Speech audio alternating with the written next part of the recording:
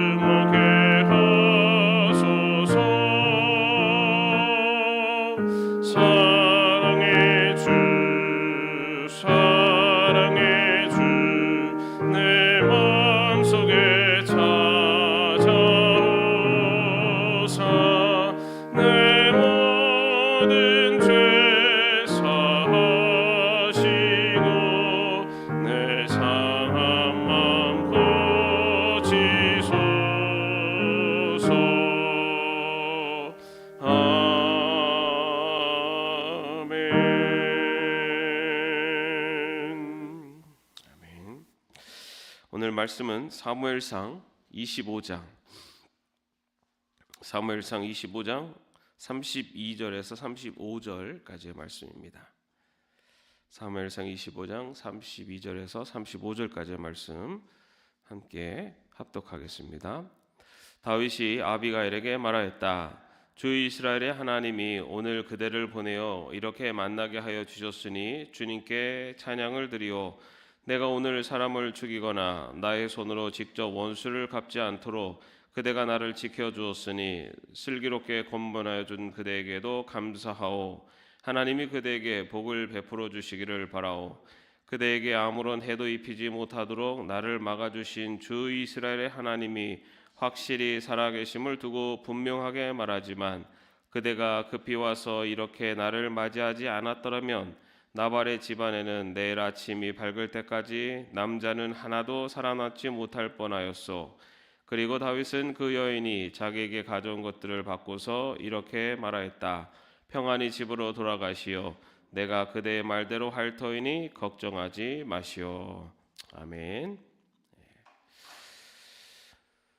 우리가 살아가다 보면은 좀 억울한 일을 당할 때가 있습니다. 여러분 그런 경험 해보신 적 있으시죠? 정직하게 살아가고 또 정직하게 했는데도 어떤 모욕을 당할 때도 있고, 또 선을 베풀었는데도 오히려 그것을 악으로 이렇게 갚는 그런 경우들도 종종 있습니다. 목회를 하다 보면은 종종 이런 경우들이 있습니다. 제가 하지도 않았는데 했다고 오해를 하시고 그것 때문에 이렇게 굉장히 섭섭해하시고, 그래서 얘기를 들어보면은 했을 거야, 그랬을 거야 라는 걸 가지고 너무 그것 때문에 이제 좀 상처를 입으시기도 합니다. 근데 그런 이야기를 들으면 저도 이제 좀 목회 구력이 생겨서 아유 그러실 수 있죠라고 되지만, 저도 인간인지라 뭐 그렇게 기분이 좋지는 않습니다. 근데 그런 경우들이 우리가 살면서 얼마나 많습니까? 내 의도랑 상관없이 내가 그런 마음을 가지고 한 것도 아닌데도 상대방이 그렇게 오해를 해가지고 오히려 나의 마음이 아닌 다른 뜻으로 받아들여서 그것으로 인해서 때로는 공격을 하기도 하고, 또 그것 때문에 또 상처를 받기도 하고, 그런 일을 당할 때 여러분은 어떻게 그것을 해소하십니까?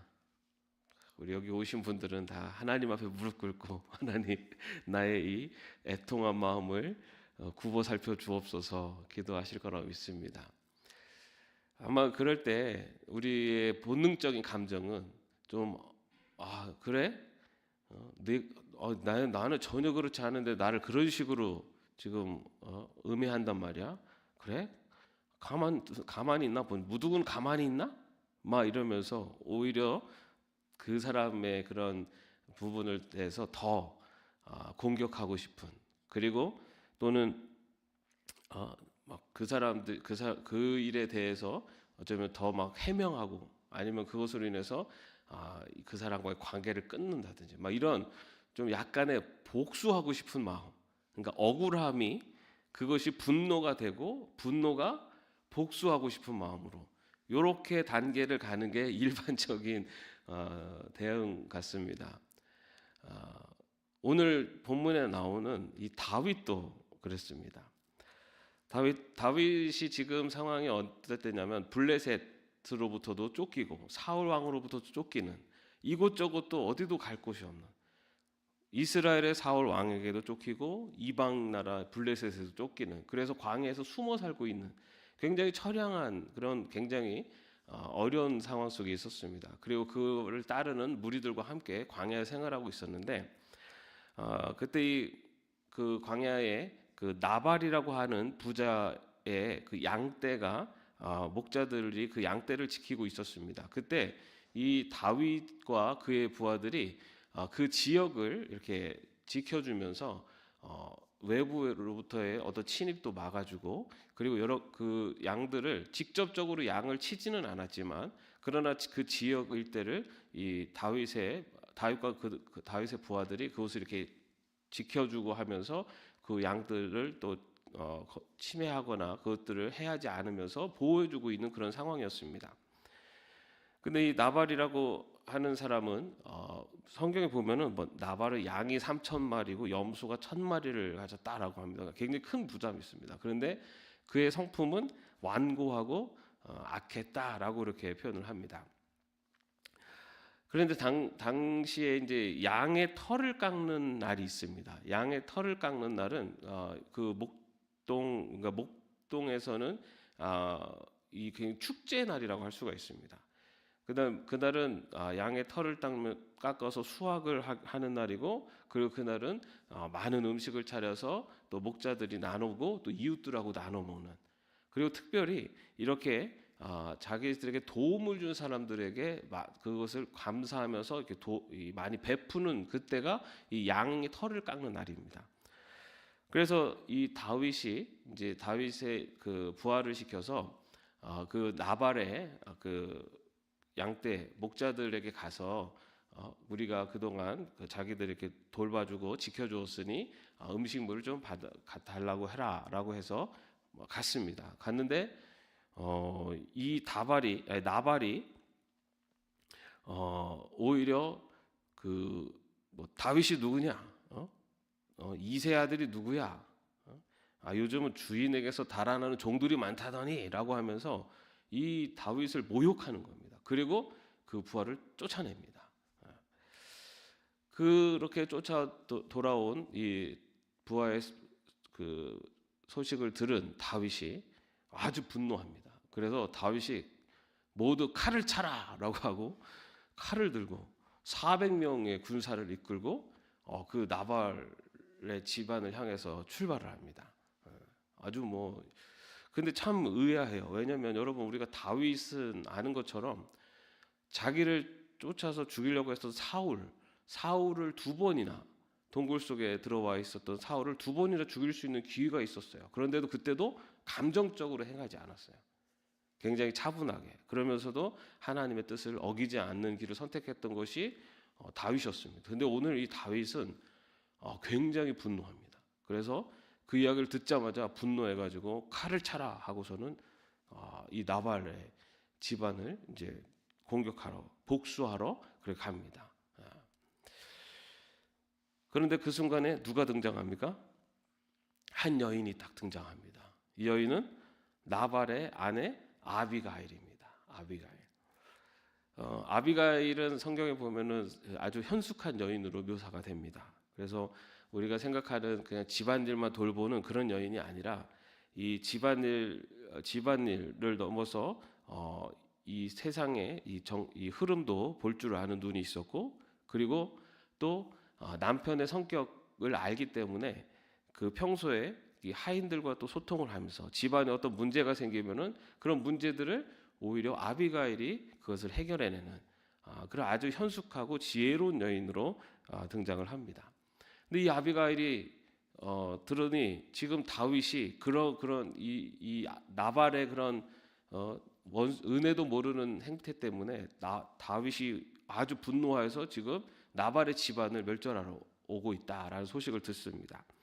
그러자 이 아비가일은 떡과 포도주와 또 곡식과 또 구운 양들을 챙겨가지고 그 다윗을 먼저 맞이하러 나아갑니다. 그리고 그 다윗과 그 부하들에게 그 먹을 것을 주면서 분노한 다윗 앞에 무릎 꿇고 자신이 대신 용서를 구합니다. 그러면서 다윗에게는 하나님 앞에서 복수를 하여서 피를 흘리는 그런 죄를 짓지 않으셔야 된다라는 것을 설득을 합니다. 그래서 이 아비가일이 다윗에게 주여 분노하지 마옵소서, 원수 갚는 것은 주님의 일이 아닙니까? 당신은 하나님의 뜻을 따라 이스라엘을 인도할 사람입니다. 이 감정에 따라 피를 흘리셨다가 훗날 부끄러움이 될 수도 있습니다 라고 하는 그렇게 얘기하면서 이 다윗의 그런 분노를 이렇게 조금 잠재우게 됩니다. 그렇게 분노해서 막 내려오던 다윗이 아비가일을 만나고 그 아비가일의 이야기를 듣고 나서 이제 다윗이 정신을 바짝 차리죠. 내가 지금 분노한 상태에서 지금 하나님이 기뻐하지 않을 살인을 행하려고 하고 있다라는 것을 깨닫게 됩니다. 그러면서 이 다윗이 이제 자신의 분노를 이제 조절을 하고 그 하나님의 뜻을 잊었다라는 것을 스스로 깨닫게 되고, 그래서 이 아비가일을 통해서 자신을 막아주신 하나님께 감사드리고, 그리고 그렇게 지혜롭게 자신을 막아서고, 그리고 또 억울하게 죽는 살인이 일어나지 않도록 그것을 중재한 아비가일의 지혜를 칭찬하는 내용이 바로 오늘 우리가 읽은 말씀입니다. 이 지혜로운 여인으로 인해서 다윗은 범죄하는 그런 실수를 범하지 않게 되고, 또 나발의 집안, 나발이라고 하는 한 사람 때문에 그 집안의 모든 남자들이 다 죽임을 당할 수 있었음에도 이 지혜로운 여인으로 인해서 그 나발의 온 집안이 또 구원을 받는 그런 사건이 오늘 우리가 읽은 말씀입니다. 오늘 이 사건에 보면은 주요한 세 사람이 등장합니다. 한 사람은 나발입니다. 나발은 아주 은혜도 모르는 그런 욕심 많은 부자죠. 어떤 갈등을 일으키고, 그리고 그 분쟁을 일으키는, 그리고 상대방으로 하여금 분노케 만드는 분노의 원인을 제공하는 사람이 나발입니다. 그리고 또 한 사람은 누굽니까? 다윗. 다윗은 어떤 사람이에요? 그 나발의 그런 행동, 악행을 보고 분노합니다. 그죠? 분노해서 그 다음에 어떻게 됩니까? 그걸 가지고 복수를 하려고 하는 그런 단계까지 간 것이 다윗입니다. 그 다음에 또 하나 누가 나옵니까? 아비가일.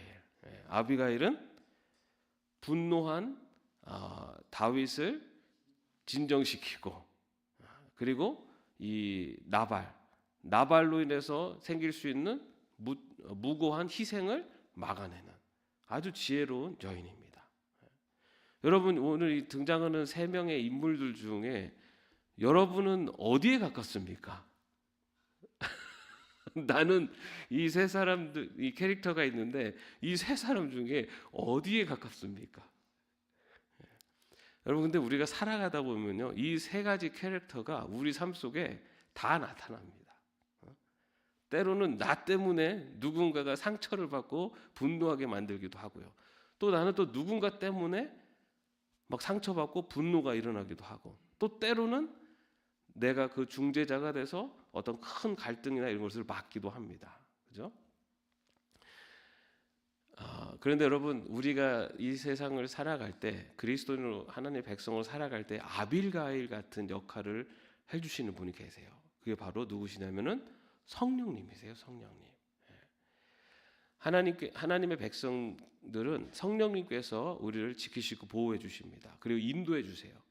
성령님의 인도하심이라는 것은 뭐 성경에 나오는 여러 가지 기적을 행하는 것도 있지만, 성령님은 우리가 어떤 길로 가는 것이 지혜로운 길인지를 우리에게 알려주세요.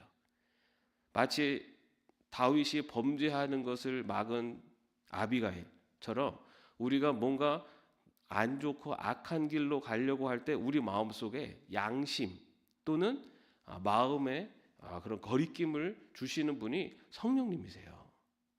그 성령님이 우리로 하여금 그것을 한번 멈추고 다시 한번 생각하게 하는 그런 역할을 해주십니다. 그렇기 때문에 우리가 이 분노하거나 아니면은 어떤 격한 감정에 휩싸일 때는 그때는 우리가 성령님의 도우심을 간구하는 그러한 자리로 나아가야 됩니다. 우리가 있는 자리에서 성령님을 한 번 더 의지하는.